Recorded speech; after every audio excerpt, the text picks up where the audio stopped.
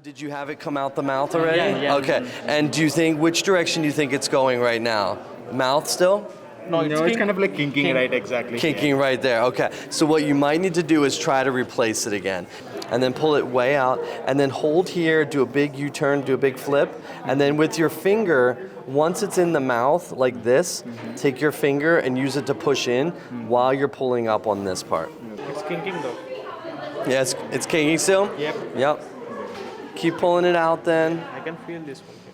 You can take an instrument onto the end of it and grasp it, the tip of it, and then pass that down. As the end comes out, grasp the end of it and pass that down, and then you have control of it in the esophagus and you can flip it from here as well. It's going somewhere.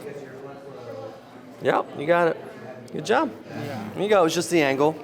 Yeah, I think it was just finding that point when it was actually sitting up and in, because you're taking it from the mouth, so you have to get it to the point where it flips and then goes down caudally, down into the esophagus. You just had to get it back down to that point.